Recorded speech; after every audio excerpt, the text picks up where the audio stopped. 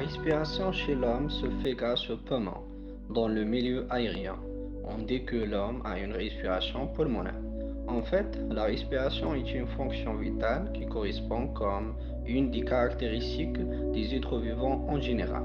Lors de ce processus, on remarque des mouvements de la cage thoracique qui se gonflent pendant l'aspiration et se dégonflent en expiration. L'air inspiré entre par le nez ou la bouche, puis passe vers le poumon à travers les voies respiratoires, notamment la trachée, les bronches, les bronchioles, pour atteindre enfin les alvéoles pulmonaires, c'est l'unité fondamentale structurelle et fonctionnelle. La diffusion des gaz respiratoires, le dioxygène et le dioxyde de carbone, se fait selon la différence de pression entre les différents compartiments. Dans ce cadre, on note la pression partielle de dioxygène dans l'air alvéolaire est plus élevée en comparaison avec celle dans le sang. Donc, on aura le passage de dioxygène de l'air alvéolaire vers le sang. Par ailleurs, la pression partielle de dioxyde de carbone dans l'air alvéolaire est inférieure à celle dans le sang. Donc, on aura le passage de dioxyde de carbone de sang vers l'air alvéolaire.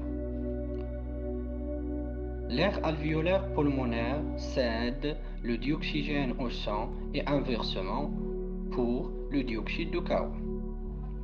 Le sang se charge de l'oxygène grâce aux globules rouges et leur hémoglobine, donc ces cellules sanguines ont un rôle indispensable pour le corps humain. Plus de 95% de dioxygène est transporté sous forme combinée, c'est-à-dire liée avec le dioxygène.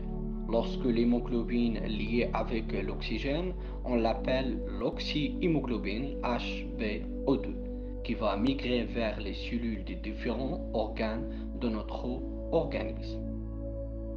Lorsque l'oxyhémoglobine HbO2 arrive au tissu, elle libère le dioxygène nécessaire aux cellules.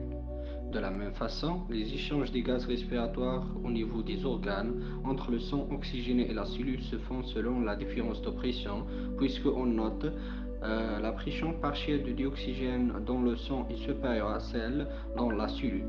Donc, le sang cède le dioxygène aux cellules. Par ailleurs, la pression partielle de dioxyde de carbone dans le sang est inférieure à celle dans la cellule.